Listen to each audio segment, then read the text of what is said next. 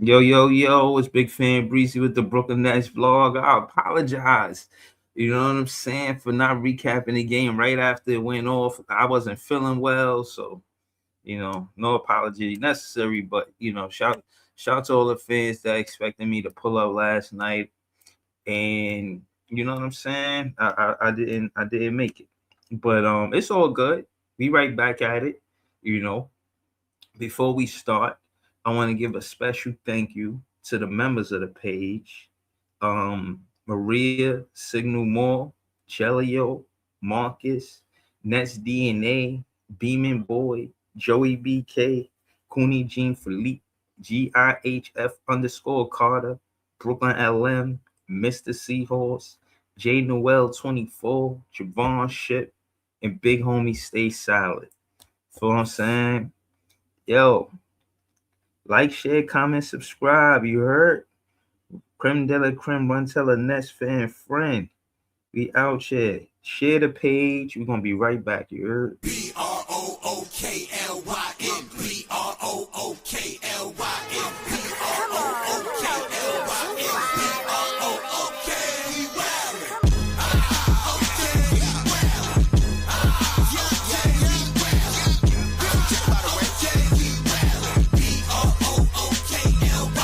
Back in the day, J Kid was the man, boy. Put the team on his back like a jam sport. D-Lo with the dribble drive handoff, pick and roll, full contact. This is a man sport. County and Kings, really the Kingsborough. You know Crown Heights, so you know that sound right. Brooklyn Bridges, Z-Dub defending. The Brooklyn Block Party, clacks and double digits. Got the Barclays clicking, the whole block is with it. Left a lot on the table, now we coming to get it. The shook one's gone, we too Brooklyn strong. Can't stop, won't stop from the Brooklyn block.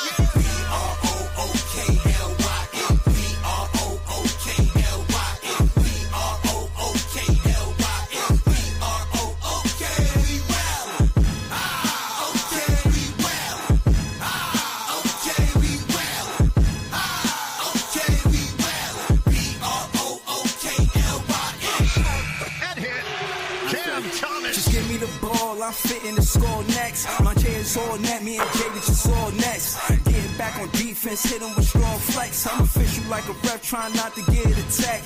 And we go hard on Brooklyn, that's a promise. Watch me like a Cam, cause it's my time. Miss you, watch me like a Cam, cause it's my time. Switch, they can't guard me, especially side the Barclays. It's been between crosses, I can score with both hands. Mini flawless, and I get to play like an artist. I'm a boss smith, so you should respect my handle. I see the big picture with the Nets like a mantle. In the future, I see us as champs too. And when we do, I'ma do a Brooklyn dance move. The Sturdy or Millie rock like a fan do. And that's a bet like my parlay on FanDuel. BROOKLYN.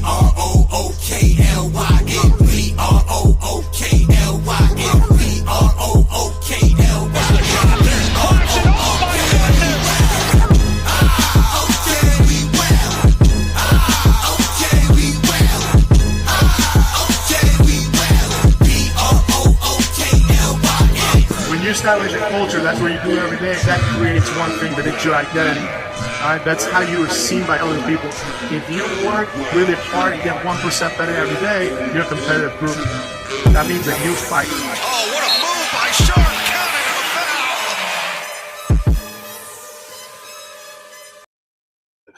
Cannon. Yo, it's Big Fan Breezy with the Brooklyn Nets vlog. Shout to MPJ for having such a great game last night. He was hooping, bro, but he need help. I'm pretty sure he wish he had somebody next to him that was scoring the way that he could score. Terrence Mann had 12. He was the next to have. He was the most. He had the most points after Michael Porter Jr. 38 and 12. That's a big disparity, man.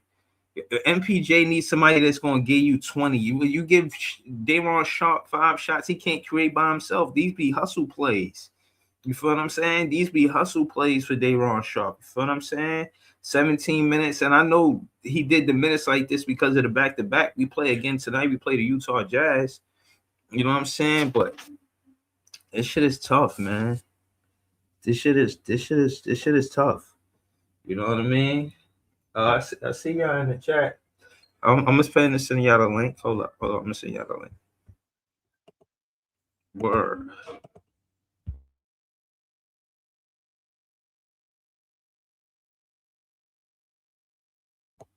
Word. So yeah, you know what I'm saying? Listen, I we need a second option. You see my title, man. MPJ returns to them. He scorched earth, bro. He did what he was supposed to do when he went there. You know what I mean? Um, do we have this? Is this? I thought it was Danny Wolf. You said Danny Wolf was gonna be my favorite player. Leaf. He not. He Leaf. Danny Wolf is not my favorite player, man. I thought he was. I'm gonna keep it real with you. I thought Danny Wolf was gonna have MPJ back. I seen what the starting lineup was. I seen who was playing. I thought Danny Wolf, this was his big night, bro. He only took 7 shots. MPJ took 28 shots. I'm really not feeling I'm not feeling Danny Wolf right now, Leaf. Like what's up with Danny Wolf, bro? Yeah, yeah, What's yeah. the word, bro? Yeah, at least you tripping, but Danny was not the best player on the team. He will be. It's What's up on with like him last Hell night? no. What's up with the no aggression, bro? What's happening with him, Leaf? you want to talk about the no aggression? Point to the nigga that you wanted to start in that Nolan Trayor who had 9 points in 30 minutes. Point to him first, man, before you point to the nigga that I told you about. Well, But That's he number hit big one. both of them. shots. Listen, hold on. What I'm saying, Leaf, is that Danny Wolf and since you mentioned on Trey already, they only had 7 attempts at the basket. When you got a big disparity, that's 21. That's 21 shot field goal difference, bro. That's you're not helping MPJ like that. Nobody's helping MPJ. He out there alone. There's no clear second option at all on this team. And I wanted to be Cam Thomas, but that's neither here nor here right now. Neither here nor there right now. But Look, Leaf, talk to us, bro. Like, uh, what's the I word, only bro? got I only got minutes to I only got minutes at a time to explain what I'm about to say. Listen, first thing first about that people Nets fans got to understand about this season. Right now, is we at a percentage, bro, of what we doing. Most of this shit, bro, don't even look like it's coming from Jordy. It look like it's coming from upstairs. The reason why I'm saying that is because we saw this team last month do the unthinkable defensively, do the unthinkable offensively. So to me, bro, this shit don't even look like Jordy. This shit look like it's calls coming from upstairs. The lineups is switching every game. The in and outs every game, bro. We seen MPJ go from the 4 to the 3 to the 4 to the 3 this past couple of weeks, bro. This shit all look like it's coming from upstairs. That leads me to believe that upstairs is telling Jordy, bro, like, yo, we in 95% tanker mode. You did what you were supposed to do in December, and the 5%, bro, like that other 5% is going to quote unquote development. Right now, But certain MPJ. shots in development, bro. They said. Remember when Jordy said he see Danny Wolf as a special player? He reminded him of Jokic. But he's not even running him like that in the offense at all. Yeah, and that's part of the problem, bro. Like that. Here's the thing: most of the rookies outside of Yegor, most of the rookies have not been played in the correct spots they've been played in. Danny Wolf has gone from 3 to 4 to backup 4 to starting 3. At one point, he was starting at 2. At one point, we were starting Drake Powell at 2. Understand something. That upstairs, that front office is telling Jordy to do this because he didn't do this last December. That's not the lineups that he was putting out. They're telling him this. I have reason to believe that, bro. Like, there's no way Jordy is telling these niggas, yo, this is this and that and the third, bro. He's getting them orders from upstairs. Yeah, I like people got to read between the lines with this shit, bro. Like, and I'm reading it, bro. Like, we losing games close, we getting blown out, bro. It doesn't really matter, bro, as long as the front office and the tanker section of our fan base is screaming lose at all costs. That's what we're doing. Because if this stat sheet that you looking at existed and we would have won, you would have been praising the defense. It's just that simple.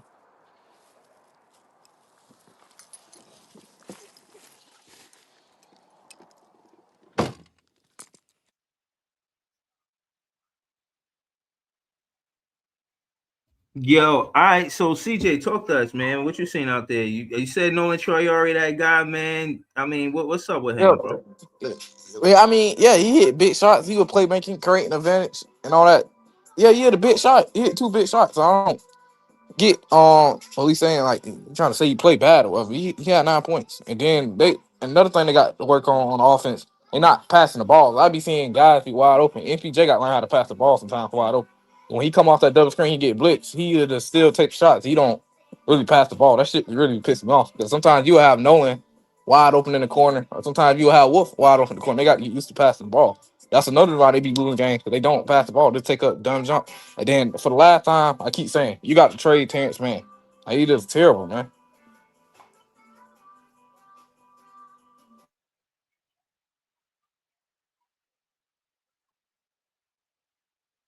All right, so hold on. When I said that Nolan Traore should start, you think I'm taking it too far or give him some time? I don't think he's taking too far. I think he earned his right to start. Did they even? I don't think people pay attention to what is he doing. The I shot, do. bro. And I know you do, Breezy, but I'm talking about like other Nets fans. Somebody told me this was the worst rookie we ever drafted. Show me a play you ever see Igor create a shot. I never see Igor create a shot. Nolan hit a big shot and created and hit a turnaround fade. I never see Igor do that. Oh shit. Yeah. Bro, and then y'all say, and let me tell you another thing. Then y'all say Igor could be a star and Nolan can't be a star. What did Igor show y'all star potential? But this solid shooting threes, he's not showing y'all nothing. He's not even creating advantage. No, that's true. That's true. He's not. But what he is doing is working on what they said he should work on, and that's his shot. That's been his whole thing all year, bro. Like that shoot. They've been telling him to work on his perimeter shot because he barely took any at BYU. So that's basically what he's doing, bro. Like a lot of the players and a lot of the coaching staff is being Malik. asked to do things that they're not good at, and they're improving on them things that they're not good at.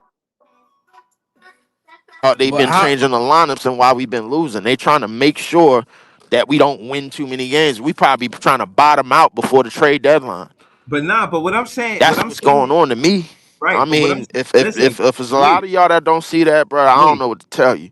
Leaf, you The reason listening? why I'm so Not listening. Yo, Leaf, what I'm trying to tell you is I understand all of that. I understand that they full tank mode, we going after the draft pick, they watching the college games just the same way we are. I get that. What I'm trying to say to you is the second scoring option isn't one of the rookies. Like, we can't just quick to say it's Jaeger because he ain't put the ball on the floor. And even though shooting is essential to be that, I need to see him be a volume shooter. I need to see him taking 15 shots on a regular basis. You know, you got Con Kneppel and Cooper Flag scoring 36 and 49. Like, is he one of those scorers possibly? Can he put up 30 points this season? You know what I'm saying? Like, how is he a second option? Can Yegor Traegor be a second option on the roster? I don't know. I wanted Leaf to be right about Wolf, and I wanted to say it was Wolf, especially after last night, and it wasn't.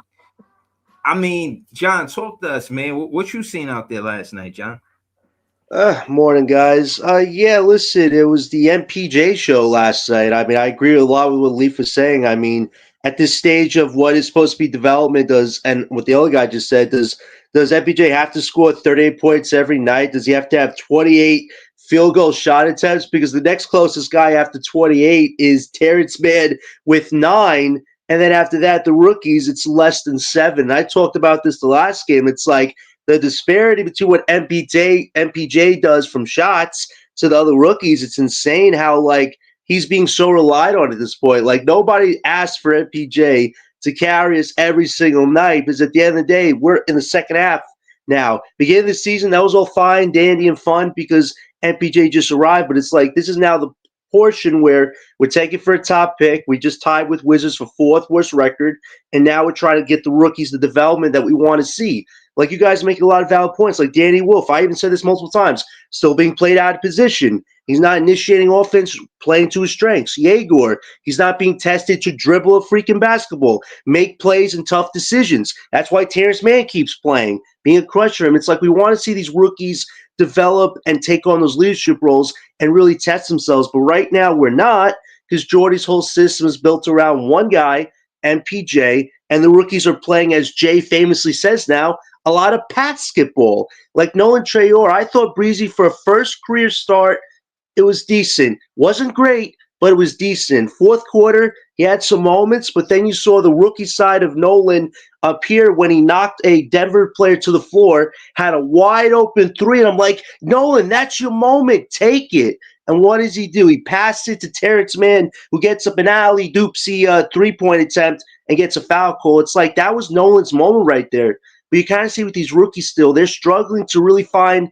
their full-on confidence, identity, grit, their inner dog, whatever you want to call it, because they're still in that mindset of if I have the ball and a vet's open, I got to give it to the vet. And it's like you don't have to do that. And I don't know if it's fully Jordy's fault because of what he expects out of the rookies, but you know he expects perfection out of these guys. It's like we want to see these rookies take more chances, be more confident. They're still trying to get out of those little boxes they've been put in by the coaching staff and by others. And it's like we want to see them be more confident. We're not fully getting that right now. And that's why I don't think until you see these vets get rested, we won't see these rookies really get tested. Like I want to see these guys take more than 10 or 12 shot attempts a game. I want to see one of them have a 25 to 30-point performance. But right now we can't because the vets are getting all these damn shot attempts, aka MPJ. So I want to see these rookies develop. But right now, Breeze, until MPJ gets sat down, this is what we're seeing right now, a one-man band. Let's call it what it is. Danny Wolf had 7 shot attempts. I'm just naming the rookies. Nolan Traore had 7 shot attempts. Drake Powell had 5 shot attempts. Ben Sarath had 4 shot attempts. This is not enough. You know what I mean? Oh. And now if I tally all of this up, it would equal MPJ shot attempts. You know what I'm saying? Like that's what 14 between Wolf and Traore. And then you got Drake Powell with 5, that's 19, and then what's that 23 with the Ben Sarath, 23. So with all of the rookies combined, Michael Porter Jr. took more shots than all of them. So again, they can how are we going to get into the conversation of the next second option? How can we say Nolan isn't that if you only give him 7 shots? And my problem with that is he just had his career high like last week, a week ago. So if it was all good a week ago, you feel what I'm saying? He putting up 16 or whatever the number, I think 20. What was his career high? Nolan Traore is 16 or it was 16? I think it was close to 20 something. I believe. No, it was. I think it was 21. He had 21. Yeah, he put up 21. There you go, 21. So that's my thing. If you see that he had his career high and whatever amount of shot attempts he had that game, I'm giving him that same amount of shot attempts. You know what I'm saying? Like, I don't understand why you know what I mean? And you can see, like, there's no clear number 2. The most shot attempts after him was Terrence Mann. Now, in my opinion, if Terrence Mann is your second option, it's just bad. You know what I'm saying? Like, he shouldn't be the next player getting the most shot attempts. These are just the facts.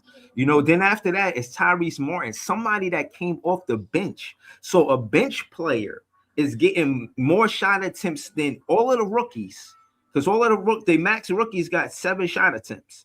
So, like, I just don't like the offense. I don't like it.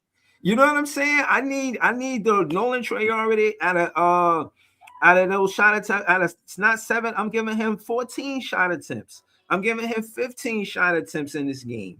I'm giving Danny Wolf 15 shot attempts in this game. I mean, they just shy of 500, and Nolan Traore is above 500. I'm giving him more shots than Danny Wolf because he's above 500. Like, that's how I'm looking at it. All right, you 4 for 7. I'm giving you more shot attempts. You Drake Powell, you 5 attempts. I'm gonna give you can take 2, 3 more shots. If you get 2 out of 3, you're gonna get more shot attempts. If you get 1 out of 3, maybe. I'm gonna go into the high guy. I seen this from Kenny Atkinson with Spencer and Karras and Jared and Joe Harris. I seen this. I seen the player development. I seen how Dinwiddie started taking more shots than Karras because he was a better one-on-one player. I seen it. It's not like I didn't see it. This is what I'm saying. And I was vlogging. I just wasn't on YouTube. But I had content on a book. I was watching the player development happening. I didn't know we was going to be that good, 41 and 40. And then the year before that, I was watching these players get better and better season after season. I seen a whole player development, how it worked, how it's supposed to work, how it happened, right? I need to see more of that from Jordy Fernandez. Thanks. You gotta put these guys in the driver's seat. They sitting in the back seat. They passengers in the Lyft in the Uber. They not driving.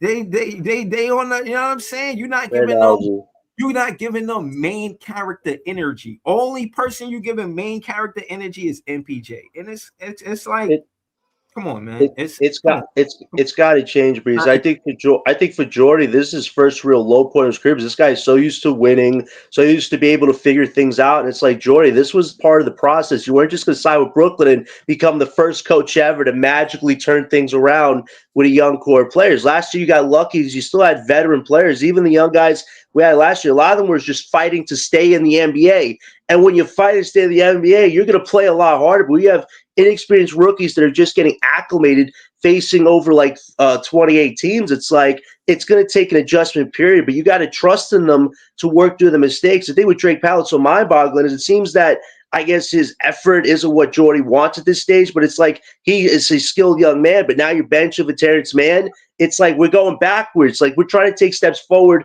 testing the rookies accordingly, and you still want to rely on Terrence Mann to dribble for Yegor. You want to rely on Nick Claxton to play make for Yegor. And it's like this portion of the season is about the rookies working on those weaknesses. And until Jordy faces that in the mirror and goes, okay, MPJ, I ask a lot out of you. I need you now to be more unselfish and get these rookies close to the same amount of shot attempts as a normal rookie should get at this stage of development. You can still get your 20-plus attempts, but I want the rookies to get at least 11, 12, 13, and et cetera. But that's not what's going on. Jordy is still in the mindset of, I got to win every game possible or else I might get fired. And it's like, Jordy, you're in a rebuild right now. I don't think your career's on the line just yet. It's when we have a team to win that you'll start getting even more judged. But we're judging him right now because he's acting like this is about winning and not about development. I don't need MPJ doing this right now. He did it a few months ago. I don't need a revenge game 2.0. Like, it's crazy because CJ said it perfectly. Like, you think the rookies in this game, they have shots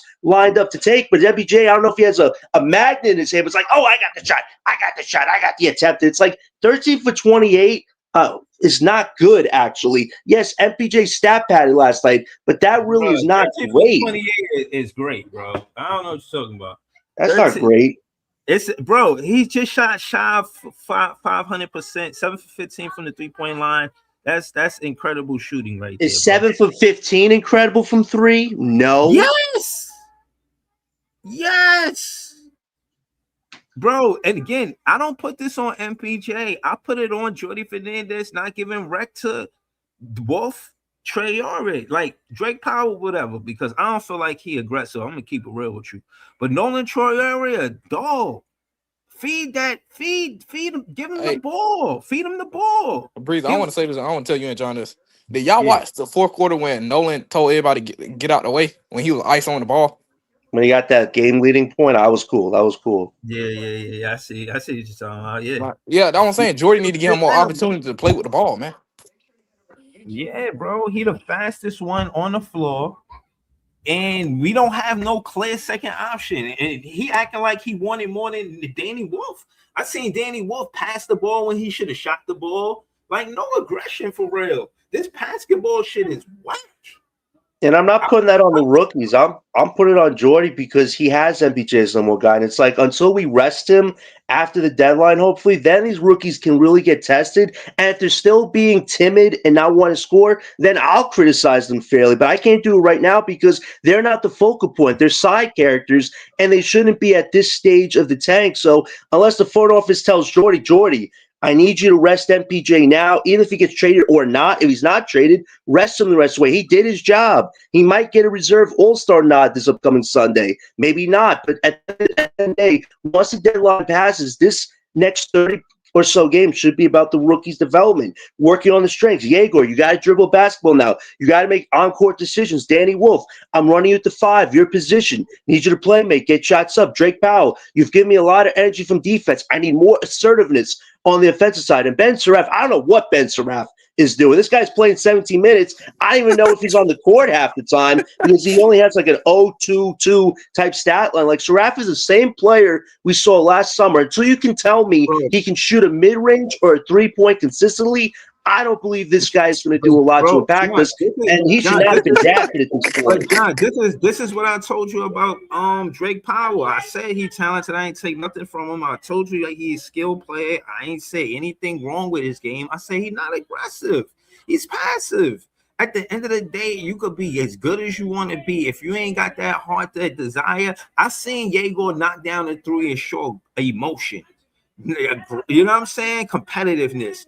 Drake Powell don't play with no fire. He just out there doing his job. And my thing is, damn, I don't like these kind of players on my team, man. I like the players like Yegor who be getting hype after he knocked down a three. I like that shit. You know what I'm saying? I like when they play with aggression, play with emotion, man. I do don't like too. them too cool for school players, man. I don't. And it's like, if you're going to be too cool for school, be with Kawhi Leonard. Kawhi Leonard, you know what I'm saying? And and that being said, again, man, I don't know. It's not all about just the emotion and the entertainment side of it. It's the numbers you put up, and that's the thing about Drake Powell, bro. He don't got a lot of shot attempts. I think the most shot attempts he got this season is 10. And I'm thinking maybe some of it is Jordy Fernandez. So you know what I mean? It's either way. As a fan, it is not fun to watch the Brooklyn Nets just feed the ball to MPJ and him be incredible. I like to see him do that, but I want to see Batman have Robin. You understand? I want to see a duo. I don't want to see this. No Lone Ranger does it. Even people say, "Oh, Kobe when he had Gasol was a big piece to what they was doing." You know what I'm saying? And I'm only saying that to say it's not fair to say that you can win in the NBA or even build a championship roster without a second option, bro. You need a second option. A second scoring option would get it done. That 38 points was supposed to contribute to a win. And y'all know I care about getting the draft pick, but at the end of the day, I do care about the revenge 2.0. I care about that shit. Jordy Fernandez was the assistant coach. MPJ was never a number one option with the Nuggets. Y'all want to go there and put in work. Yeah, do work. And then lose all the other games. You know what I'm saying? But at the end of the day, certain games are supposed to stand out on your calendar that you want to win. And this was one of them. And I think if we had a second scoring option, Danny Wolf, Nolan Troyare, somebody serious, you know what I'm saying, in the scoring side, we would have won. We would have won. MPJ needed help, bro. He ain't get it. He ain't get it though. I know it's off topic, y'all. But if Nolan playing like that, I don't see why we need to draft another point. I know that's off topic. I just want to say that real quick because I see something about Dylan was putting out there, Keith and Fleming. If Nolan playing like that, I don't think we need another point guard. We need a dude that we don't got nobody creating events. Well, you got Nolan creating events now. I mean, you got to flow the game, and he got all that going on. I don't see why we would draft another point guard. But I'm gonna let you go ahead, John. I ideally wouldn't want to draft a point guard. Like if we have to, we have to based on where we draft. But here's the thing: if I have the number one pick, it's AJ DeBonsa. But you know what's so interesting? Jathan BK was on the Spaces page last night, and he said, "Well, if there's certain teams that are in the lottery with us, and they want Derek Peterson from us, let's say a team like the Hawks, right? They have the Pelicans pick. Say they land 2 or 3 behind us, right? We somehow get them one pick. Theoretically, what if we decided to give that team, the Hawks, Darren Peterson, let's say, and they have AJ DeBonsa or Cam Boozer, and they could give us extra assets. Would that be something we could consider? I personally would rather just draft AJ DeBonsa and call it a day, but if a team really wants that number one pick to get Peterson, I might listen, because if I get more assets and still get the guy I want to draft, now I'm making out double there as far as getting extra assets. So that could be a way the Nets go about it. But if I have the number 1 or 2 pick, I would take DeBonsa or one of Boozer or Wilson. We need a wing upgrade really badly. Our front court's been okay this year, but it hasn't been great. And I think if you want to get a star piece, you definitely should have one of them be one of your front court players, because the NBA is getting bigger. The wings on different teams are getting bigger. And for the Nets, we've always struggled with the height factor. And we do have some tall players on this team, but I would like for one of our superstar franchise guys to be a DeBonsa, a Wilson, or Boozer. We really need that oomph in the front court lines right now. We get Caleb Wilson, man. Caleb Wilson would be. But no, hold on. Let CJ explain why he want Caleb Wilson. Talk to us. Why you want Caleb Wilson, CJ? I wish Ice was on here right now, but Ice can take, man. Caleb Wilson a dog. I love the energy he brings to the game and how the way he beat Derek Peterson. That's why I started liking him. Once I saw him, he just got a dog. I just like his mentality and I All know right, if he so bring hold that on. to You saying Brooklyn, he they'll hype beat? up the bar place, man. Hold on. He beat Darren Peterson. What happened? You watched that game? No, yeah, he beat Derek Peterson when they played against each other. Now he played against Boozer next Saturday. Yeah, not this Saturday. He played against Boozer next Saturday. So if he more definitely beat Boozer, that will be going crazy if he beat Boozer. Okay. Shit, I ain't gonna lie. And Boozers, because I seen Caleb Wilson jump out and say he felt disrespected that other people was ahead of him for being the number one player in the nation, like not gonna be the number one draft pick. So I know he got these guys on a list that's in front of him. You know what I'm saying? So okay, so he outplayed Peterson, and did he play AJ DeBoncha yet? Did he play him yet? They only played in a we call it. They play like a little scrimmage, but he outplayed him though. He outplayed AJ. He locked. Matter of fact, you want to be real? He actually lock up AJ one possession. Like he actually blocked AJ. He actually lock up AJ. You can look up the clip. They played. They had like a little scrimmage. BYU versus North Carolina, and I think AJ had 18. Woodson had 22. But people were You like, know my next question, Brooklyn go crazy. CK. You going number one with Caleb Wilson over these guys? Talk to us. if I actually was scouting the guy, I watch AJ and DP and all Boozer now, but I would go with the guy I watch because I watch a lot of Caleb Wilson. I would just go with the guy I watch. But if we wasn't draft AJ, and I'm not mad, we just draft AJ. Well, me personally, I prefer Caleb Wilson because I know I like his mentality, what he brings to the court. Me personally, that's why I draft him off his mentality. You just like to kill. Where do you got you said And you another would thing I draft want to say him? to Breeze, Yeah. I also pay attention. If you don't got your offensive game going, what can help you do to win? And I look at somebody like Derek Peterson, he just have nothing but offense. His court, I know y'all saw that game. His coach had to take him out of the game because he couldn't play no defense. He was out of breath. He couldn't play no defense. And I'm looking at that too. I don't want nobody like that, man. I'm looking at what can you do if you don't got your offensive game going. So you go ahead, Breeze. You saying Darren Peterson exert all his energy on the offensive side of the ball? Yeah, me personally, I don't see him out there trying to play defense. And then that's crazy. People say he the best draft. He the best in the draft. No, he's not. And when somebody like Caleb Wilson just beat him, that is nasty work. But yeah, man, that's crazy. What kind of numbers Caleb Wilson put up when he beat Darren Peterson?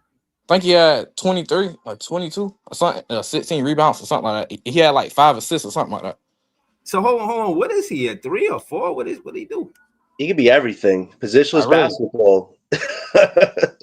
That's what he could be. Like, this guy is tall, athletic.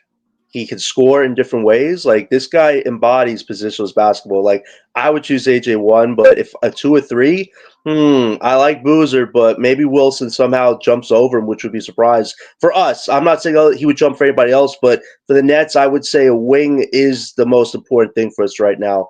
I would say AJ1. I would say Wilson maybe 2 and Boozer 3, but I like Boozer. That's the thing. It don't matter who we choose. If they choose Boozer second, I'm not going to complain. But I think Wilson right now, he brings so much versatility to what you're trying to build in a positionless environment, Yeah, no, I'm with you. I pulled up the stands to say that the conversation just became very real, fellas. Now, obviously, these other teams got more losses than us besides the Wizards, but we definitely got to be in the conversation. We lost the last, in our last 10, we probably 0-10. Shit. We 1-9 in our last 10. We might lose tonight versus the Utah Jazz. We right back at it. They're a game ahead of us. Rest MPJ, please. Yes. He is. They're not playing him. He's resting. Right. So who is playing today, John?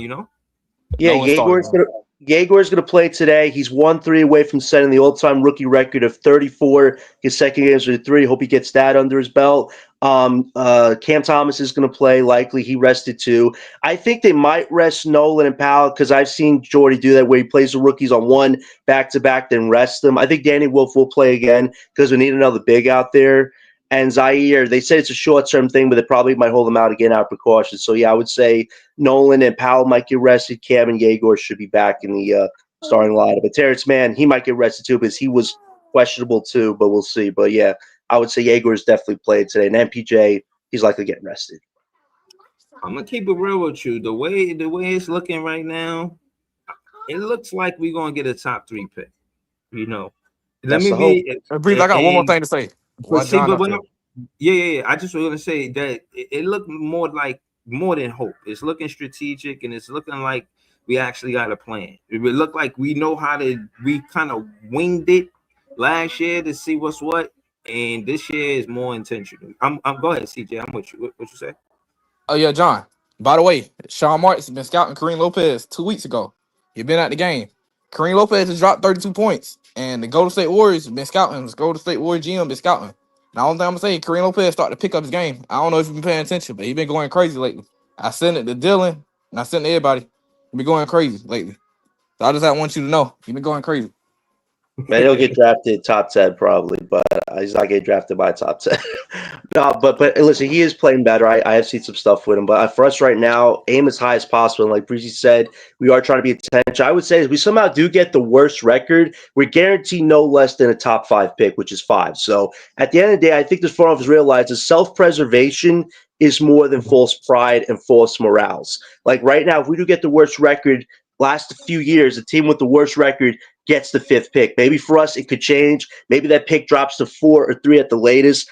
I don't know if it would drop 1 to 2. You pretty much have to roll a perfect 12 on a dice at a casino to have the worst record to get a Dabasa or Pearson. But if we somehow do get the worst record, I think we have a shot of getting away from the 5th pick and getting at no worse, the 3rd pick to get Boozer or the 4th to get Wilson, which honestly is a gamble worth taking because we should preserve our pick. There's no need for us to get the 2nd or 3rd worst record and for the NBA to say, hey, let's put you guys at 7 or 8. Like, no, for the Nets, we have to get in the top 5. That is a must and necessary. May 10th, Breeze, they said, is the lottery day, which I think is Mother's Day, which is quite interesting in its own way. So for the Nets, May 10th could be the most important day in our history. And if we get the worst record, at least we're guaranteeing ourselves no less than a top 5 pick. John, who you picking at 5? Suffering is important. Who you picking at 5? I say, who you picking at 5? It is very tough. I know Kingston Flemings is on the radar. Mikael Brownlee's the point guards. I'm hearing Nate Ament. He's dropped a bit, but if the Nets were going to reach on somebody, I'm hearing Nate Ament would be somebody the Nets would consider because he's 6'11". He's a tall guy. He's just not strong. So the Nets would have options, I would say, with the 5th pick. Yeah, I'll pick Nate. I'll pick Nate at 5 too. All right, what you on that? Yo, no, like if I was reaching on somebody, that would be somebody I'd reach on. Hold on, yeah. This is MPJ. We gonna. I would not draft Kareem Lopez at 5. We gonna listen to this. Do that. Then we gonna recap. We're gonna recap what MPJ said. We're gonna get back to John and CJ conversation for sure. I just wanted to recap this real quick. See what he said. I think, I don't want to take for granted winning basketball like I had here and the chance to win a championship every year. But I think it was just time for a change of scenery for me. I don't think, I loved my time here in Denver, but it's all I knew, and now it's something completely different, and it's a new challenge for me, and I think that's pretty cool. And me and Cam Johnson actually got on his podcast yesterday, and that was cool too because he feels the same way as I do. He's now able to compete for a championship, something he hasn't had a lot of opportunity to do in his career, and I'm able to help lead young guys and explore my game and do all these things. So it's really cool that we both are able to flourish in these new situations. I think, I don't want to take for granted winning basketball. What I will say to that is that I feel like MPJ is comfortable being with the Brooklyn Nets. Again, it's an accomplishment to get an NBA championship. And once you get the NBA championship, the idea of exploring more NBA championships, I would imagine is natural. But just the, being introduced to the idea of being the man or changing from your role into a more important role on the offensive side of the ball and leading the young guys, like he said, I think it's interesting that, you know what I'm saying? And I'm going to check that podcast out with him and Cam Johnson, and then we could recap it together. But I like the embrace. I like the fact that it sounds like something that he's interested in doing. He's not, upset about it. It sounds like something he's welcoming. So I thought that was dope. We got Leaf back on the panel and Brooklyn LM on the panel. We're gonna go to, Brooklyn LM first because he pretty much well, I don't know if he heard just now. Did you hear what he said, Brooklyn LM? No, I didn't hear. All right, we going Leaf. Did you hear what he said, Leaf? Yeah, I heard it. I heard it right after the game. Realistically, bro. He got. he definitely got make great points in that aspect of, you know, when you are part of when you're part of a championship team, and then you got other times to explore, man. Like, I mean, that's basically with any champion, bro. Like, when you making top dollar, and then you go out and you go explore your options, and you go see what it's like to be the head honcho of your own team, and you start to figure it all out. You know what I'm saying? So I mean, listen, MPJ is playing phenomenal. From But what I from how do you what, think he's leading the young players? How do you think he's doing?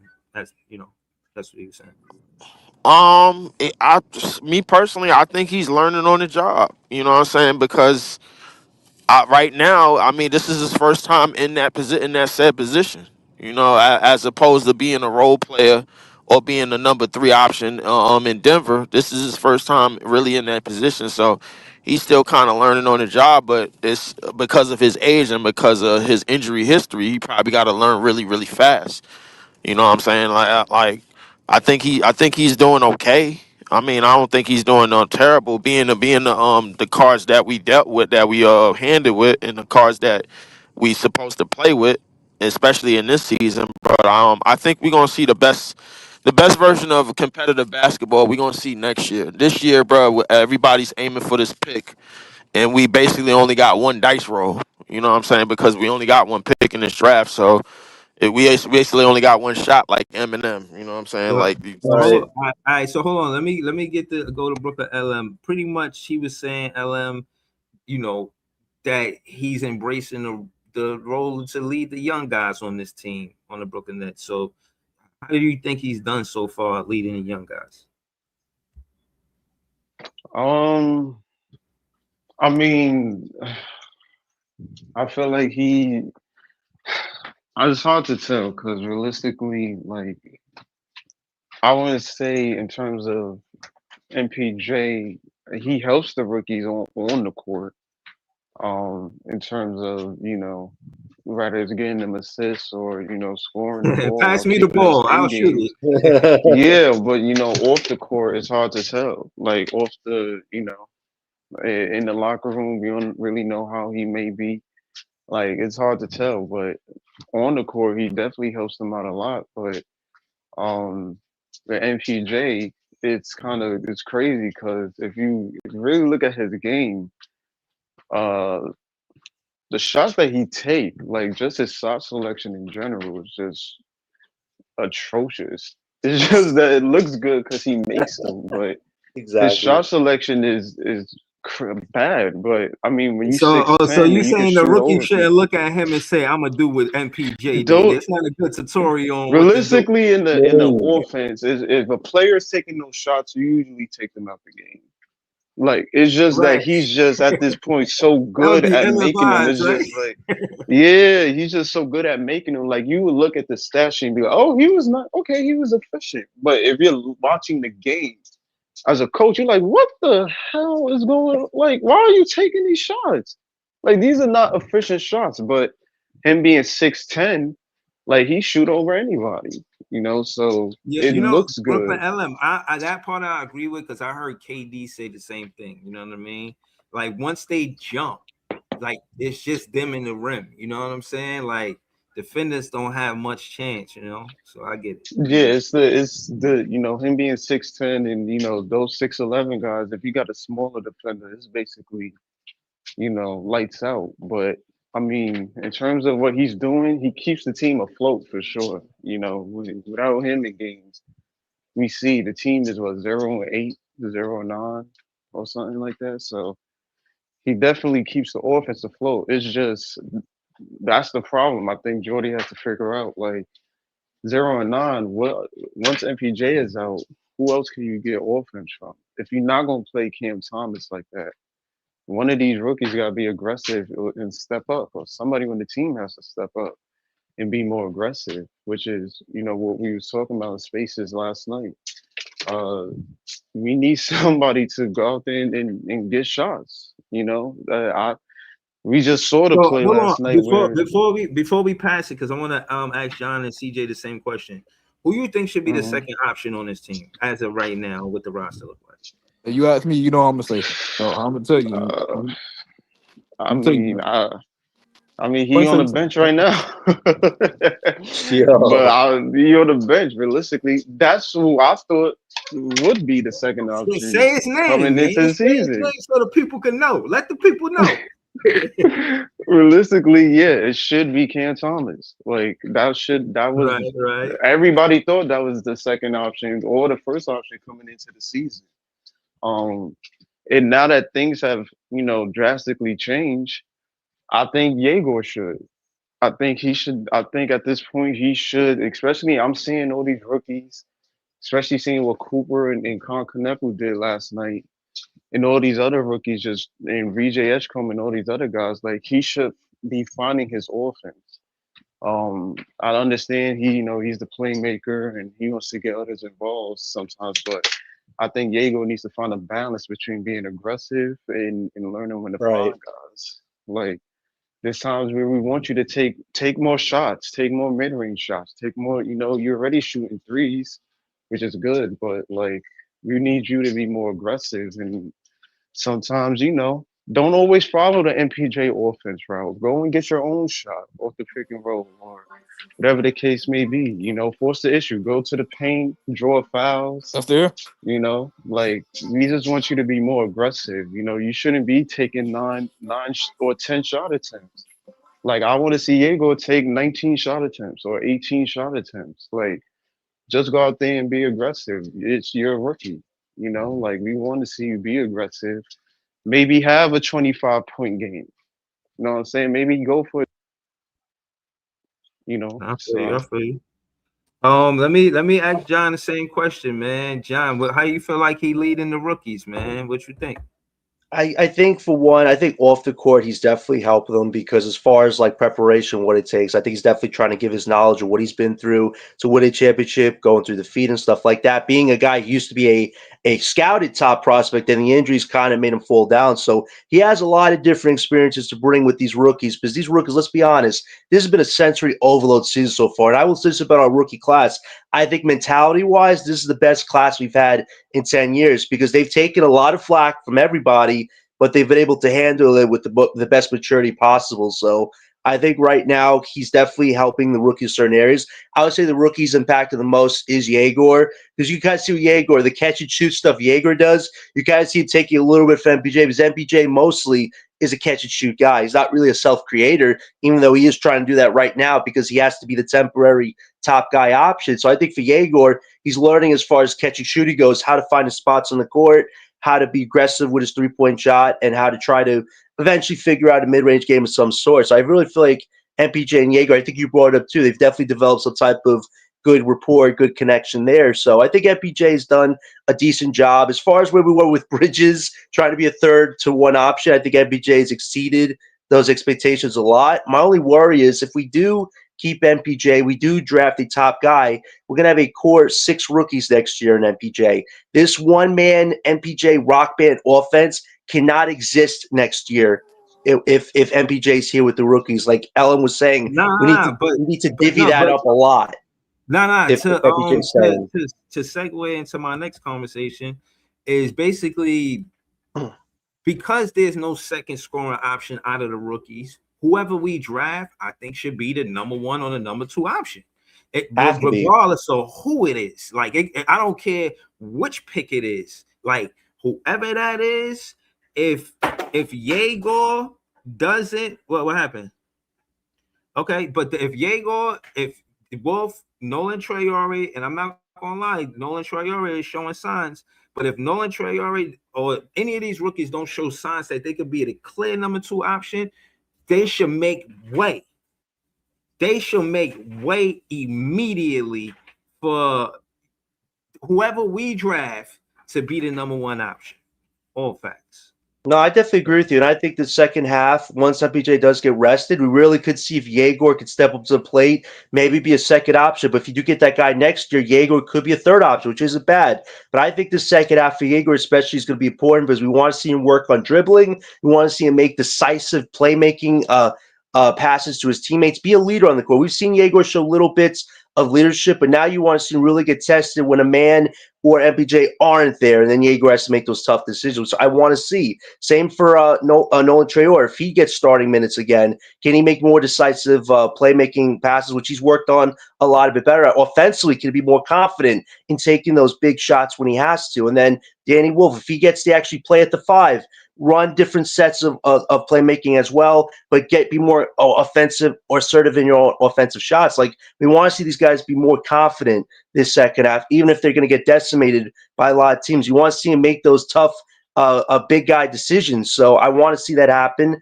I want to see if there maybe is a second option between Jaeger, Nolan, or Wolf. I think it's Jaegor's to lose at this point. But if we do draft a top 4 franchise guy,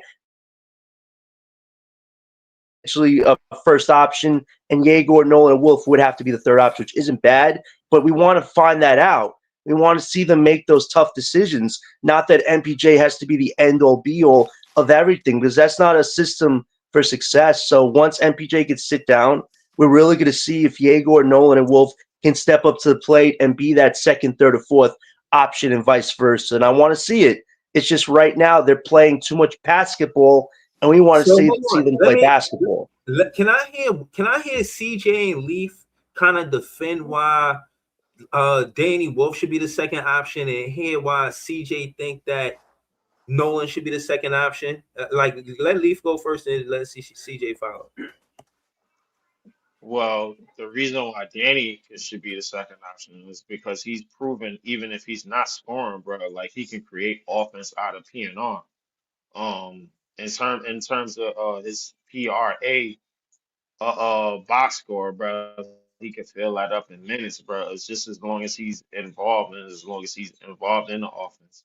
What we saw last night is an attempt to make sure MPJ gets 20 something shots.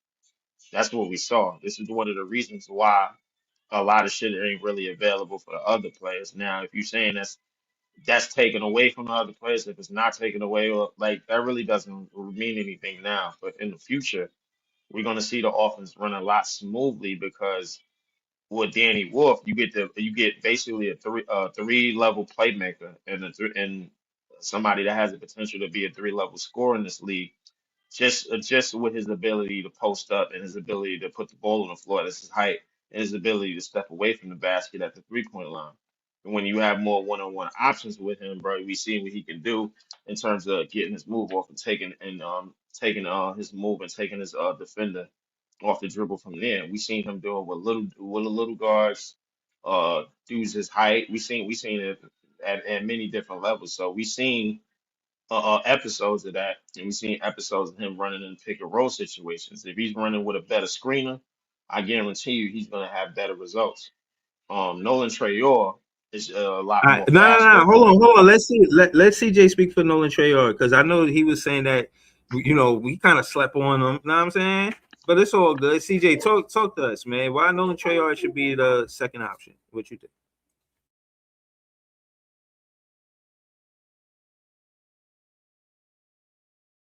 CJ, you there?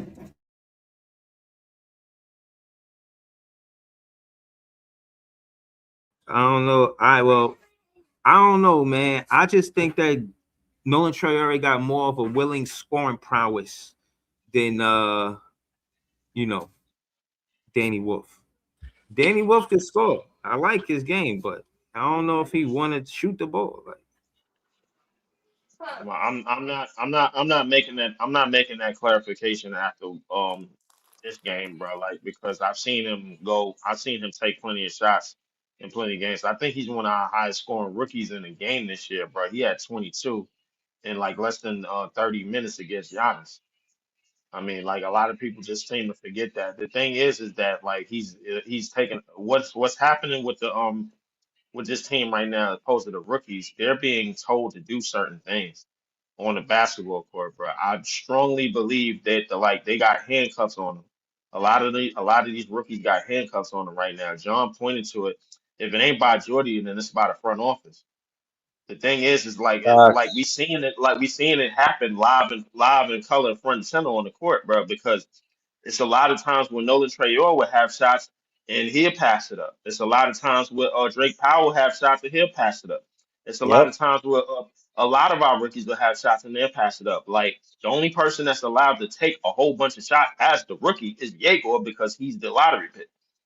And we've seen that. We seen Yegor put the team on his back in overtime against Orlando. And had it not been for Paulo Banchero, bro, a lot of us will be running away with Yegor saying, yo, Yegor needs to be a cornerstone piece of this franchise. The reality is that a lot of what's being done with the rookies, they pick rookies that they know they can handcuff at any given time. That's what they know. I guarantee you, if Ace Bailey, I guarantee you, if either Jeremiah Fitz or somebody was here, they would be pushing the initiative because they have the ability to do so. They have more of the gumption to do so. What you're seeing with these rookies is, man, yo, calm down, wait your turn. Yo, do this for now. And they like, yes, sir. No, sir. Yes, sir. That's what I'm saying. Yeah, that's he Leafs making a lot of sense. I mean, at the end of the day, we want to see these rookies be confident. Some people were on the space page last night to be like, yo, these rookies aren't being aggressive. Why can't they be with Cooper Flag and Kyle Clipper? Well, it's because they're not getting the opportunity because they're being constrained right now because the one-man MPJ system is what matters right now. But in this second half of the season, it's about the rookies' development, taking Leaf, more why chances. Why you keep showing that, Leaf? Why you keep showing that? Are those the 8 valuable teams, Leaf, that you're showing us? Those are the 10 valuable teams. As far as and it's been updated to 2026 because 2026 just started. This time last year we was number 6 on that list. This as of right now, as of yesterday, according to Forbes, the Forbes website and Forbes put it to Facebook, we are number 9. The Clippers have passed us, the Celtics have passed us, and the Miami Heat have passed us. We have done nothing for the NBA in terms of gross money. We have lost. If anything, we've lost money. So if y'all sitting up here acting like the NBA is just going to hand us one of these top 4 players, when I showed you this demographic right here, when I showed you this demographic about how I'm not saying I'm acting like nothing. I'm saying that. No. I'm not saying you. Listen, I'm saying anybody in the chat. Hold on. What I'm saying is, if Yegor was shooting that a dismal 25% from the 3-point line in college, and in the NBA they put emphasis on that as the first thing that they play and develop, and he shows this kind. Hold on, and he shows this kind of turnaround. The NBA is not looking at us like some fucking charity case. They like, yo, if we send one of these guys there, or raw talent, Jordy Fernandez is going to play and develop him into something more. The same way they might feel the same way about MPJ. They say, look, the difference between Jacque Vaughn and Cam Johnson and Mikal Bridges from going from the 4th option to the 1st option. Or you could just say MPJ is just a clear better player than CJ. We won't debate that. And he's just a clear better player than Mikal Bridges. But the point is that Jordy Fernandez still looks good in the process. It looks like he knows what he's doing. So well, not right now. I mean, we have a lot more flack with Jordy than we thought we were, Breezy. Let's be honest. Like, I didn't think the rookies would be this handicap right now. I'm talking about in the player development conversation of. I mean, realistically, bro, like what MPJ is doing, we all kind of knew in the back of our minds he was capable of doing. It's just that now that he's in the number 1 option to do it, bro, like we're seeing it play out live and in color. Now, what happened last year with Schroeder and Cam Thomas, bro, we always knew Cam Thomas was a 25 point per game scorer. What we didn't know is that he was going to get injured with the same goddamn hamstring injury. That's what we didn't know. We didn't know that they was going to trade Schroeder, who was helping or who was in the backcourt with him, damn near top 5, top 3, top number 1, leading the league in backcourt points at one point, bro. We didn't know that they were going to ship them off. We didn't know that Cam Thomas, after the injury, was going to be issued back in the lineup on a minutes restriction. That's what we didn't know. We didn't know Claxton was going to be putting up triple doubles with MPJ. That's what we didn't know. The idea with those 4 players was to raise their value. That's at least from the front office standpoint. Now, in terms of the rookies, we got to figure out which one of them that we're gonna pay max dollars to. Now, Yegor is definitely. Why they gotta figure that out? They on their 2nd year next year. They ain't gotta figure that out I'm next gonna year. tell you why. I'm gonna tell you why. I'm gonna tell you why. Because if they don't figure that out fast, guess what the front office is gonna do? They're gonna go right back to the Kate. Let's go for a quick fix because these rookies ain't working out fast enough. Is that what you want?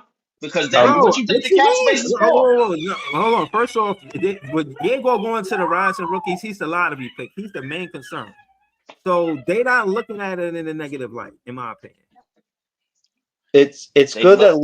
that Leaf just brought that up because I don't know if you guys saw on Twitter, Brian Lewis reported just this morning before you started your show, Breezy, that the Brooklyn Nets are strongly considering making a bid for Giannis right now. So it's good that Leaf brought that up right now. Who said Bro, they're bro, doing bro, that? Shams? bro. Why in the hell? I don't know why this organization. Every time we trade for a star, it doesn't work, bro. It's like it's not gonna work, bro. It's what And they then you do. trade for It's what they you do. trading for a And 32-year see, old with injuries. it doesn't work in terms of a championship, obviously, because we did that for Jason Kidd. We went to two finals, didn't win nothing. We did that for Vince Carter. We didn't win anything, and we didn't win a championship. We did that for Joe Johnson and all the players that we got when we first opened up the Barclays Center. We didn't win that. We did that for KD. His foot was on the line. He got injured, and he missed a year because of his Achilles injury. We didn't do nothing. The main thing that they're concerned about in the front office, bro, if we don't win a championship, at least we can sell tickets. And that's Yo, why this Lee, Giannis stuff just came out this morning with Brian Lee, I Lewis. get what It's y'all. a fact, That's bro. why. You can argue That's me all why. you want, bro, but this is a fact. And Lee, you know my what's crazy? concern is all right. You giving up all that bullshit. That Giannis, he don't even be healthy, man. You just trade for if you were gonna trade for a star, I would cool with you trading for Ant, Shea, them players. Cause I know they Oh, gonna play. But oh no. You, He be hurt, man. you know Y'all what's know he be crazy? hurt when we make it to the postseason, man. You Tell know me that, what's John. great? You know what's crazy, CJ? If you take and theoretically, if you're going to trade for Giannis, you would want to keep MPJ, right? But MPJ's salary of $38 million, you couple that with the $15 million extra cap space we have, that equates $53 million. Giannis right now is making 54. So the Nets would be $1 million behind meeting his salary just by putting MPJ and utilizing their extra cap space. Then it comes down to the draft picks. At the end of the day, the Nets have the best draft pick package out of anybody. They get Giannis right now. We have over 10 tradable firsts. We have some young prospects. We have Clowney. We have Saraf. I don't want to part with Nolan or anybody else, but I mean, Yo, for Giannis, you'd have to talk about that. Yeah. And we have any other matching styles we have to throw out there. Terrence Mann, Zaire, whatever. Like the Nets on paper would have what it would take to get Giannis. It's just what would go with Outside of Giannis if you got him here. That's what it would come down to with the So rookies you hold got. on. So yeah. and I want So to say but this what too I'm for Breezy saying is, though. hold on. Go ahead, CJ. I'm gonna say it after you. Go ahead. Okay. The only three players I'm not giving up, I'm not trading Igor, I'm not trading Nolan, and I'm not trading Drake Powell. Them, like and Danny I'm Wolf, I'm not. totally No, they agree with you untouchable. on that. I agree with you They on that. Not untouchable. Danny Wolf either. Danny Wolf would not Oh, you go saying anywhere. Yeah, In Ben that we're Surratt not on the equation. trading trading Danny block? Wolf neither. Ben Surratt, everybody else can go. I'm keeping Danny Wolf, Igor, and Nolan and Drake I would Powell. trade Noah. I I'm would not trade trading Noah Danny Wolf. Clowney for Giannis. If they're gonna get any big blue chip player back from us, it would have to be Noah Clowney because he is a power forward. So that would kind of be like swapping a generational talent for a young uprising player that doesn't get an I don't know if extension I'm trading until the Clowney following neither. year. What? I don't know if I'm trading Clowney neither. Because the thing Really? is, bro, like the thing. No, I'm explain why, bro. Because the thing is, the more shooters you have around Giannis, the better. We all know what he gonna do. He gonna lower the shoulder, bro. He gonna go to the basket for a layup or a euro dunk. So But like, you gotta have as hold much spacing around him as possible. bro. But what I'm saying is, why would we change trajectories? Like Giannis Because want to that's what be we in the do. championship window. Like that's his No, he whole don't. mo. Because And like that's this whole rebuilding thing. Giannis ain't with none of that. So I don't understand. I mean, if he ain't with none of that, why would he go buy a $48 million building in Brooklyn? Right? That's a good point too. And remember, he wants to get an extension as Why well. is he getting landscaped? Why is he getting landscaped in one of the most expensive places in the world? At the end of the day, it doesn't look like we were the highest team to get him, but we actually have the best package of draft capital. Let's remember the Bucks want draft capital. What do we have? We have other teams' picks right now. They don't want a team's own pick. They want other teams' picks. We have 4 of the Knicks picks. And if the Knicks don't get Giannis, they don't want to pay Karl-Anthony Towns another $60 million extension. So they would be screwed from a financial standpoint if we just wound up and used their own capital to get the guy they wanted in the first place. Wouldn't that be quite a coup? We could get Giannis, and we could still keep our lottery pick for this year. And if we get a top 4 guy to pair with Giannis, we would still have cap space and draft capital left over to go get that second star to play with Giannis if you would have had to throw MPJ in a trade. Now, if you keep MPJ, there's your second option with Giannis. Then it's just about one of these guys you drafted being your third and then good depth. Like, it's not impossible. I don't understand why fans like John is so excited for Giannis to be here. What he did to Kyrie Irving. And again, and my thing is the whole road of player development, just everything we've been through, give all that up for him. I'm not doing that. I'm just not with it, bro. And on top of that, we just told you to trade. And on top of that, we were getting Giannis after missing the playoffs 2 years in a row due to injury. Bro, he ain't the same Giannis. Even in that year he beat us, he got hurt and came back. I'm not with it. And put up 35 and 17. Giannis is still an MVP player. Wait, please. Giannis is still an MVP player. He's having a carry team on his back. Can I finish? Bro, when it come down to Giannis, I don't, regardless of the numbers he's putting up on a regular basis, it's an 82-game season. And for him to have the same amount of usage rate that he did when he won the NBA championship shows that it's been problematic. And before he won the NBA championship, he was putting up those same numbers, but he ain't have enough help. I'm not taking nothing away from Giannis, but he don't fit what we got going on.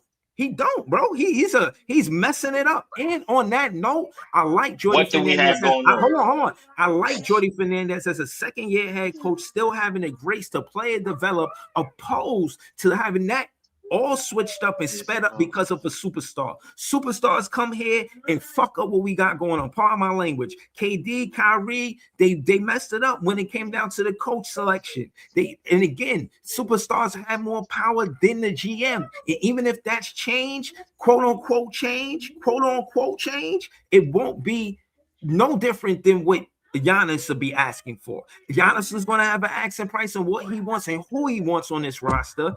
Overstepping Jordy Fernandez, he will automatically be the biggest voice in the locker room, regardless if y'all want to agree or not. It's true.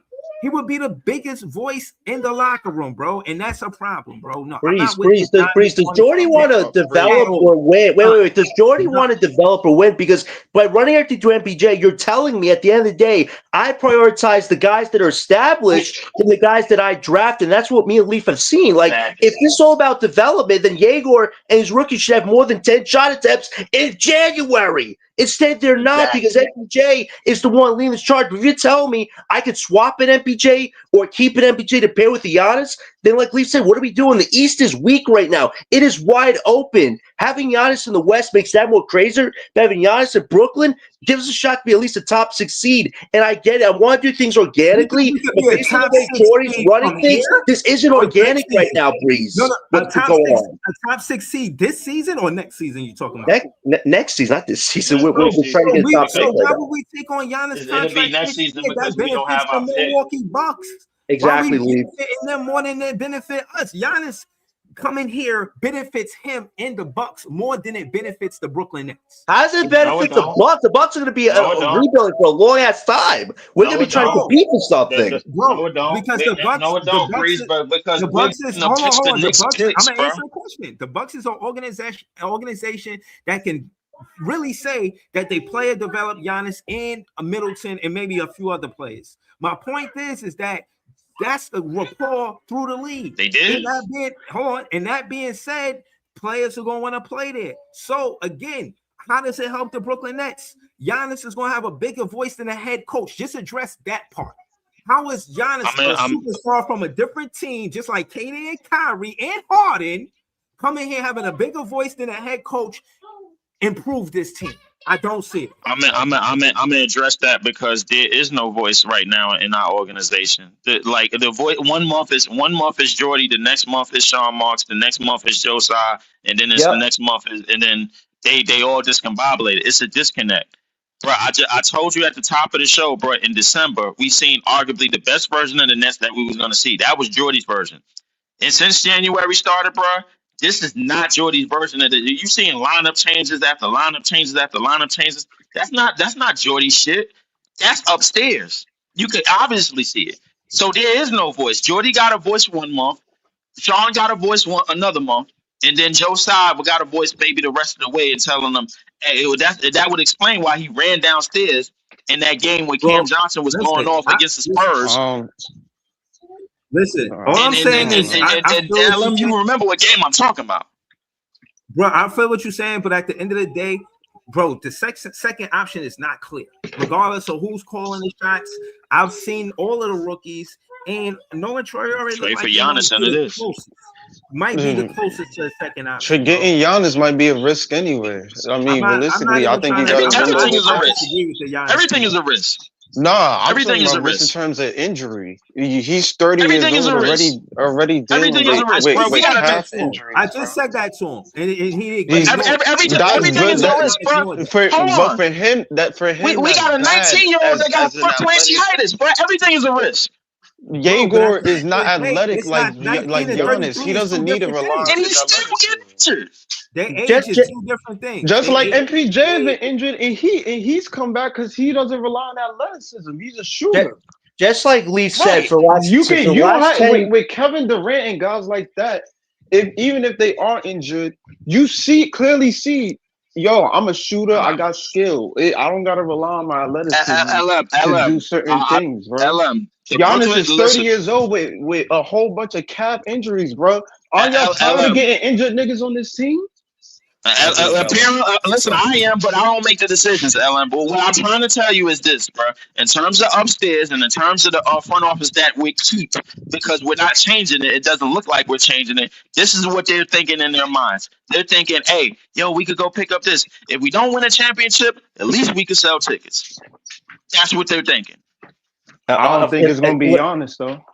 Listen, it doesn't have to be Giannis. No matter what, if Giannis goes elsewhere by next Thursday, we move forward. It's not the end of the world, but there's always going to be another superstar. He might get traded in the offseason. We don't know. LM, for the last 10 years, we have always been connected to superstars. No matter if we're tanking, rebuilding, competing, contending, whatever, we are always connected to superstars. None of them has come here. Katie, none of them is that was 20. Katie, Kyrie, James Harden, goddamn Joe Johnson, goddamn like come on, Jason Kidd, Vince Carter, like what we talking about? Ain't been nothing but stars. Who's the last superstar that's came here since they left? I'll wait. It's only been 3 years. They left when they leave 2022. It's 2020. It's 2026 now. So that it's been it's been 4 years. It's been 4 years. Fine. It's been 4 years. What I'm trying to say, bro. We of course people gonna be named here. We Brooklyn. Yeah, niggas gonna want to come. It's New York, right. But that don't mean they gonna come. LM. But the thing is, people to make a deal. I understand that, LM. The thing is, what you've been seeing in the last 10 and even in the last 12 plus years, they rather come here instead of go to the damn Knicks. No, that's your probably not in Giannis' case. Not in Giannis' case. He might go there because that's the fastest way for him to get a chip. LM, the financial championships in Brooklyn. Not unless we build a team around them. We don't got that team right now. The financial magic the Knicks would have to pull to get Giannis is going to be insane. They're going to have to trade Towns, Bridges. They only have one tradable pick right now, so they're going to have to get 2 or 3 teams. Realistically, they're going to have to get 2 to 3 teams to want to help them get Giannis. Why would I want to help you get Giannis unless you're giving me, like Greasy always says, top lottery picks to help do something like that? To get a top 3 superstar. So if there's a team that could get him for a 1-on-1 swap, I would say there are only 2 teams right now. 3 teams. Golden State Warriors, Miami Heat, and the Brooklyn Nets. Now, we don't have to do that, but you know what we could do? We could drive up the price so that a team does overpay for Giannis. So they're out of our contendership to get another superstar when they're set available. That's kind of what I'm in it for at this point. But I wouldn't be surprised if Sean and Joe haven't made an offer. This is what they've done for the last 10 years. They've shown us, LM, they can't lead this. Even right now in a rebuild, this is supposed to be about the rookies. It's not. It's about Michael Porter Jr. getting up 28 shot attempts tonight. It's not about the rookies truly developing, leading a system. They're good soldier boys, like Leaf was just saying. They do exactly what Jordy wants them to do. Pass the ball, make him miss a three, make him miss three. It's never, Yegor, are you going to dribble the ball and take leadership? Drake Powell, you're going to be assertive and dunk on somebody's ass? It's never any of that, and that's what it should be about. It should be about MPJ getting 30 points every single night. If that's the case, then go get a damn superstar, because it's not good seeing rookies not fully develop, fully meet their potential, and just having to be side characters. If they're going to be side characters, you need a main character. Look, If that's a so superstar, hold on. Let me let John, and then in a short soliloquy, I'm gonna put the counter on so it could be short. And then I'm gonna ask LM the same question, just for clarity and for the fans that might have not heard y'all early in the stream. John, out of the rookies, who should be the second option for the Brooklyn Nets? Go. It should be Yegor Dielman. He is our first ever lottery pick. He's breaking some records. He has a chance to break another one tonight. He's obviously the most confident shooter out of all the rookies we have. And if he could develop a dribble game and be more of an assertive playmaker, he could potentially be a legit second option for the Brooklyn Nets. And right now, the second half just wants to see him keep scoring, keep being confident, but keep establishing himself and working through the adversity. Getting the Rising All-Stars nod was great, but now we want to see Yegor take it to another level. Shot clock.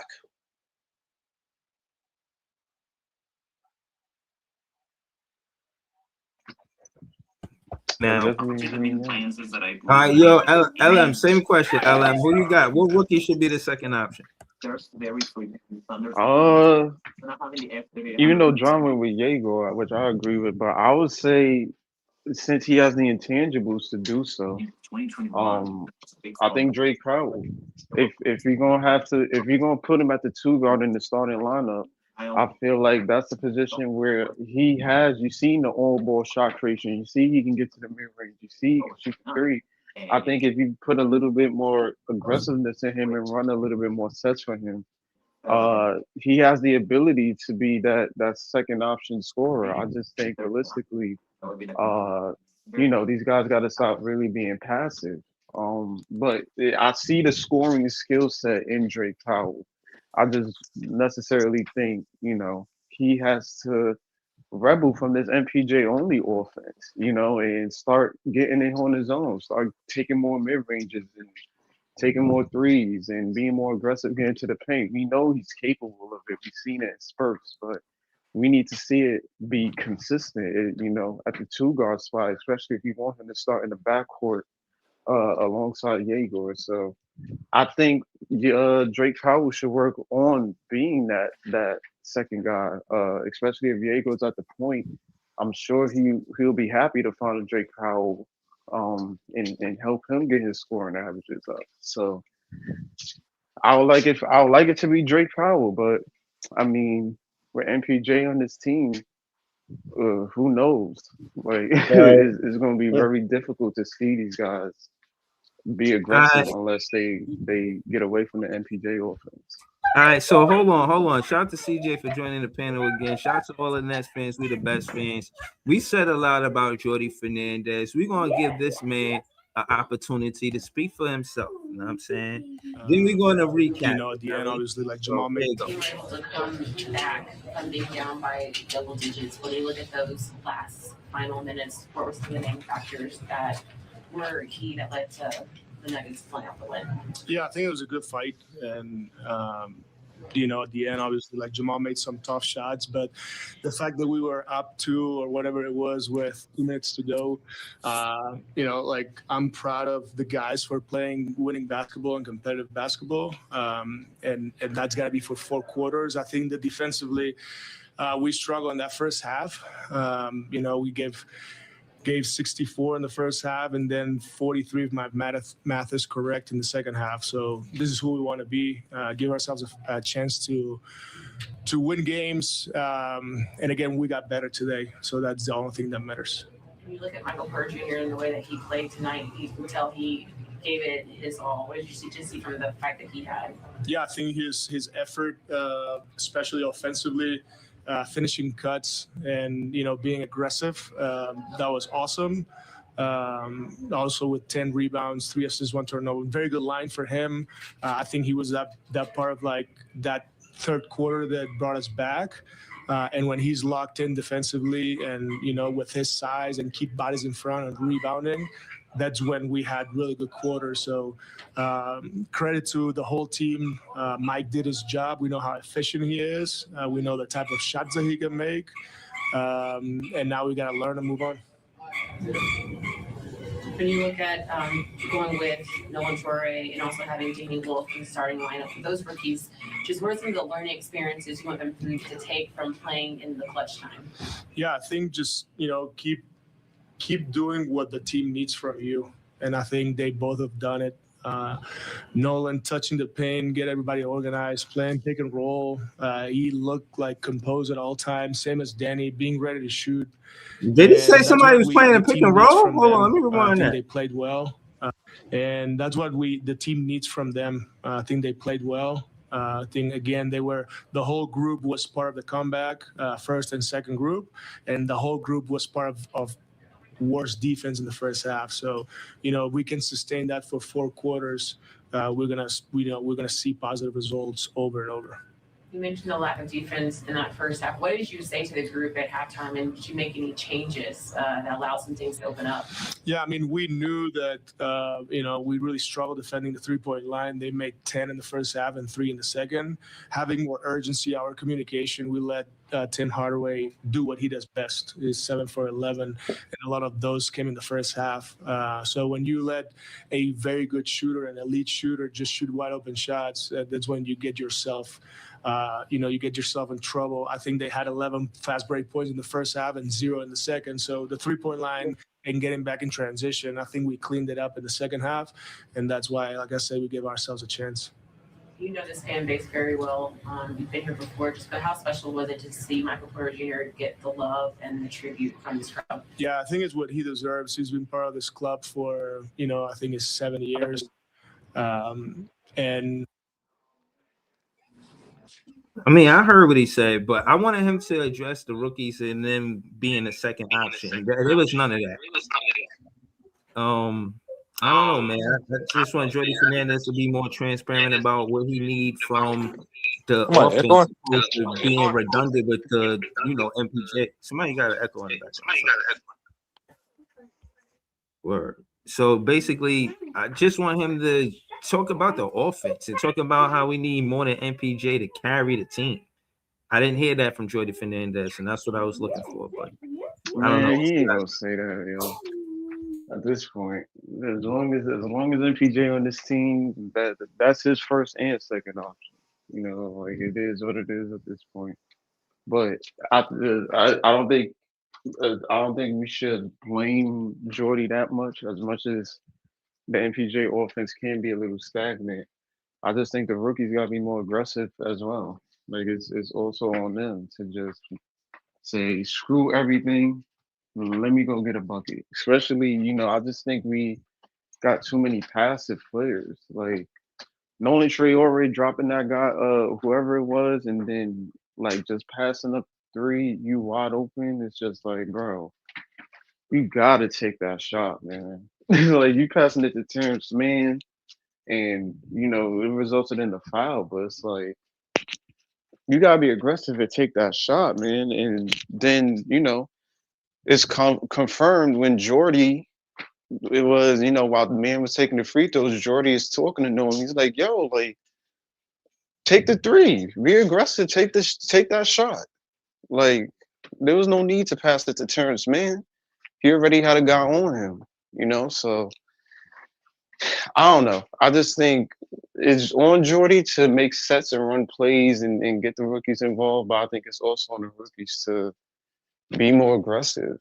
They gotta find a way to be more aggressive in the scoring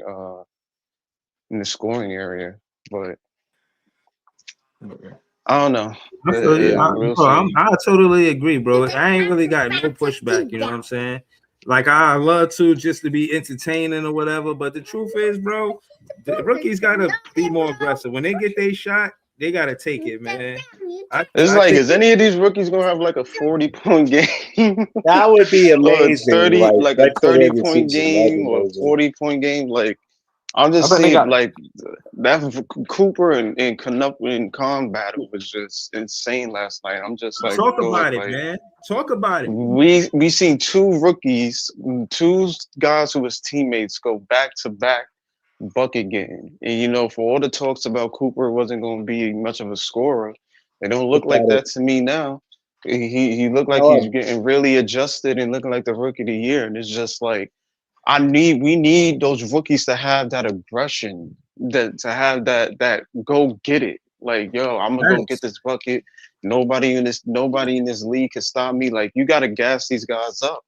And I love Yegor and I love Drake Powell and I love these guys in terms of what they bring. But at the same time, yeah, Yegor, you a top 8 pick. You know, you're one of the top rookies in the rankings. But yeah, I would like to see you have a 30-point game. I would like to see you have a 31-point game or a 28-point game. You know what I'm saying? Like, go out there, be aggressive, and find your shot. You're capable of it. But, you know, if you're just going to come across the half court, giving it to Claxton all the time, it's like, what is there to do? Like, you got to be aggressive and go out there and get it. You know, we like you. We know you can pass. We know you can shoot the three, but be more aggressive in your scoring. You know, just go out there, or Jordy get in his ear and be like, yo, MPJ, you know, he gonna take the shots, but I don't mind you getting up 19 shots. I don't mind you getting up 17 shots. Like, take the shots. You're a rookie.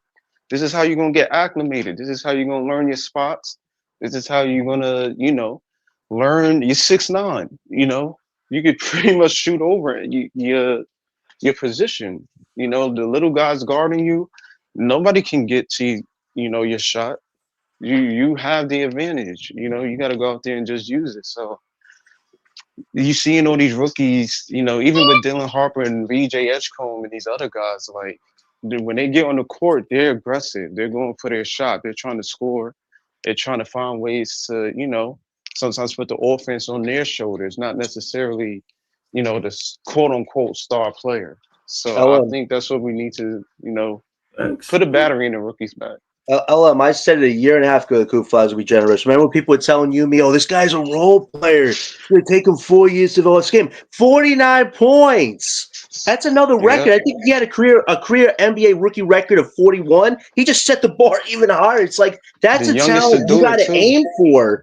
Always, if you're ever trying to take for a topic, not, I'm going to half and half a take. You fully commit to it. If we would have fully committed to it last year, we would have got no less than Ace Bailey, man. But this year, it has to happen. There's no way of suffering to get a 6 or 7 pick again. If that happens, this was a complete failure and waste of everybody's time. We're trying to do this the right way. Do everything in power to secure that franchise guy, because talent will always override good character any day of the week. Skill set will always override talent at the end of the day. And we need that guy, that dog, that alpha that can take over on any given night. And I want that to be one of these rookies or the guy we draft next year, but they have to be assertive and aggressive. And Jordy needs to trust them.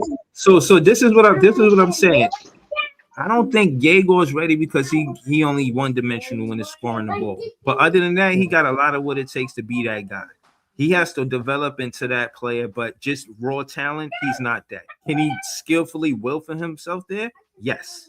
But is he there just raw talent coming to the NBA out of BYU? No, I don't see that. But he is an exciting player, though. Yeah, but like Ellen was saying, talking about Drake Powell.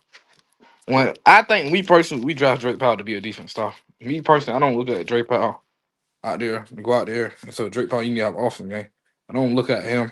He don't give me that type of vibe. Like, he play like, what's the dude name on the cover? I think Hurt Jones or something. Not Hurt Jones, but what's his name? Not Hurt Jones, but you know what I'm talking about, John. Trey Murphy? Yeah, he might be a Trey Murphy. Interesting. Yeah, but Trey Murphy can get you 27, right? 26. Like, if he played like Trey Murphy, he'd be the best rookie on this team. Like, no, but I'm saying, like, I don't look at him as a second option, as a scorer type. I look at him as like our defense will stop or something like that. Nah, he's showing there's more to his game. It's just you're not. It's way more to his game. It's just he's just not aggressive. Like if you seen him be aggressive, you'll see more of it. Like he's taking turn away J's on the mid range. Like Yep. he has a shot creator game in him. It's just Does. he's not aggressive. You playing Yeah, all I these know the minutes trend and he you work got out 2 with. points. Yeah, like he has that in him. He got the handle. He Like scored- I he- see it. It's just he's just out there doing cardio sometimes. He scored over both Derek Queen and Zion in one game. None of our rookies, I think, scored against those guys, both of them, except Drake Powell. He's also finished at the rim multiple times. We've seen him make threes. We've seen him make, like Elam just said, smooth mid-range games. I think out of all of our rookies, he might have the best mid-range game. And it's like we're not seeing it enough. But I think that a part of it is that Jordy has a certain thing he wants him to do. But he also said recently, I want you to be aggressive. So unless something changed from a week or so ago about that to now he's getting benched, well, that's something they got to talk about together because we want to see an aggressive Drake Powell. And right now we're not getting that. And I feel bad for the kid because that shouldn't reflect who he is. He actually has a decent field goal and 3-point percentage for a rookie, which isn't bad. But I do agree you want to see more than 9 shot attempts, not less than 5 anymore at this stage. But I think part of it is that Jordy has, cufflinks on him right now where he's holding him back. And he needs to just fully unleash Drake Powell and let him, score more than 10 points a game. Like, we got to see that if he really is going to be a huge part of this future. And hopefully the second half, we can actually see that. Yo, y'all already know I I'm don't on think he goes to be a official. second option. Y'all already know I'm on official trade watch. You know what I'm saying? I just wanted to pull up and recap this. I'm gonna probably pre-cap the game because we play tonight. We play the Jazz tonight. I'm gonna probably. I think MPJ sits out tonight.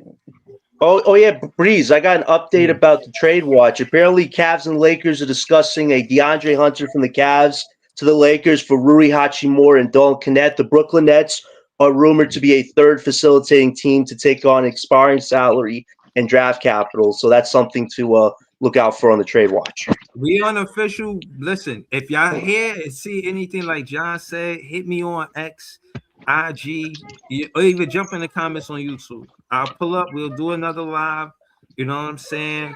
And again, I think Net fans are pretty much agreeing that we want to see a second option. We sure that MPJ is awesome, right? But we need to see one of the rookies be the second option. That's what I'm looking for.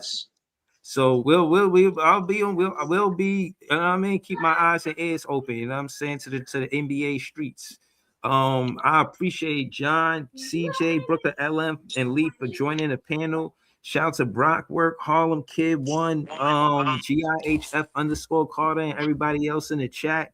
Thank y'all. Subscribe to the page. Creme de la Creme, Run, tell a Nets fan friend. Shout out to all of y'all, man. Yo, George, Bill Johnson, LL Cool K, 621, all y'all, man.